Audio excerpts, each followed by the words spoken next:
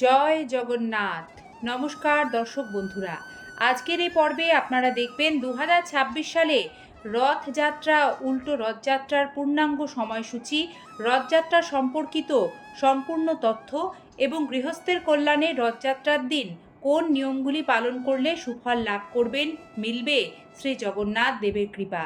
সিংহরায় ডোরবেলের নতুন একটি সনাতনী বার্তার পর্বে আপনাদের সকলকে স্বাগত জানাচ্ছি এবং সরাসরি মূল আলোচনায় আমরা প্রবেশ করছি। হিন্দু ধর্মের অন্যতম শ্রেষ্ঠ উৎসবগুলির মধ্যে একটি হল শ্রী জগন্নাথ দেবের রথযাত্রা। প্রতি বছর আষাঢ় মাসের শুক্লপক্ষের দ্বিতীয়া তিথিতে রথযাত্রা মহোৎসব পালিত হয়। আষাঢ় মাসে শুক্লা দ্বিতীয়া তিথিতে প্রভু শ্রী জগন্নাথ দেব তার ভ্রাতা বলভদ্র ও বোন সুভদ্রাকে নিয়ে মাসির বাড়ি গুন্ডিচার মন্দিরে যান রথে চেপে। একেই বলা হয় রথযাত্রা।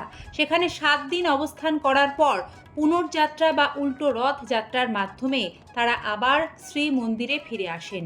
এই পুরো যাত্রায় ভক্তদের কাছে আনন্দ, মিলন ও ভক্তির এক অনন্য উৎসব। রথযাত্রা মহোৎসব 2026 সালে পালিত হবে ইংরাজি 16 জুলাই, বাংলার 31শে আষাঢ় 1433 বঙ্গাব্দ বৃহস্পতিবার। আষাঢ় মাসে শুক্লপক্ষে দ্বিতীয়া তিথি শুরু হবে 30শে আষাঢ় 15ই জুলাই বুধবার দিবা 1:47 দ্বিতীয়া তিথি শেষ হবে 31শে আষাঢ় 16ই জুলাই দিবা 11:46 2026 সালে উল্টো রথযাত্রা পালিত হবে ইংরাজি 24শে জুলাই, বাংলার 7ই শ্রাবণ 1433 বঙ্গাব্দ শুক্রবার। দর্শক বন্ধুরা, রথ ও উল্টো রথের মাঝে বিপত্তারিণী পুজোর 2টি তারিখ থাকে। রথ ও উল্টো রথের মাঝে যে মঙ্গল ও শনিবার পড়ে সেই 2টি দিনেই বিপত্তারিণী পুজো হয়। 2026 সালে বিপত্তারিণী পুজোর প্রথম দিনটি থাকবে বাংলার 1 শ্রাবণ 1433 বঙ্গাব্দ, ইংরাজির 18ই জুলাই শনিবার, এবং দ্বিতীয় দিনটি থাকবে 4 শ্রাবণ 1433 বঙ্গাব্দ, ইংরাজির 21শে জুলাই মঙ্গলবার। এবার দেখবেন রথযাত্রার দিন মনস্কামনা পূরণ করতে জগন্নাথ দেবের বিশেষ কৃপায় সুখ, শান্তি, সৌভাগ্য, সমৃদ্ধি আনতে গৃহস্থের কল্যাণে জ্যোতিষ ও বাস্তুশাস্ত্র মতে যে নিয়মগুলি পালন করলে নিশ্চিত রূপে উপকৃত হবেন। দর্শক বন্ধুরা, মনস্কামনা পূরণের জন্য রথযাত্রার দিন 11 রকমের গোটা ফল, 11 রকমের মিষ্টি, 11টি 1 টাকার কয়েন একটি হলুদ কাপড়ে করে জগন্নাথ দেবের আসনে রেখে দিতে হবে। রথযাত্রার দিন জগন্নাথ ব্রত করুন, এতে সুখ মিলবে, গ্রহদোষ খণ্ডন হবে। বাড়িতে নারায়ণ থাকলে তার সামনেও এই ব্রত পালন করতে পারেন। একটি পেতলের বাটিতে একটু আতপ চাল, 2টো কাঁচা হলুদ, একটি 1 টাকার কয়েন রেখে দিন। এরপর এই বাটিটি জগন্নাথ দেবের সামনে রেখে দিন। উল্টো রথের শেষ লগ্নে এই বাটিটি তুলে নিন এবং বাটিতে থাকা সমস্ত ভোজ্যি কোনো মন্দির বা অসহায় ব্যক্তিকে দান করলে মনস্কামনা পূর্ণ হয় এবং গ্রহদোষ খণ্ডন হয়। সংসারে আর্থিক আয় উন্নতি বাড়াতে রথযাত্রার দিন জগন্নাথ দেবের বিগ্রহের সামনে একটি নতুন হলুদ কাপড়ে 11টি কড়ি রাখতে হয়।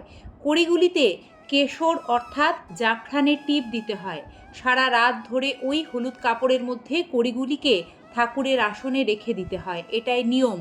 পরে হলুদ কাপড়ের মধ্যে কড়িগুলোকে বেঁধে অর্থ যেখানে সঞ্চয় করে রাখেন, ক্যাশ বাক্সে, ব্যবসা স্থানে, সেখানে রেখে দিলে ধাপে ধাপে আর্থিক সমস্যা দূর হয়, আর্থিক সমৃদ্ধি ঘটে।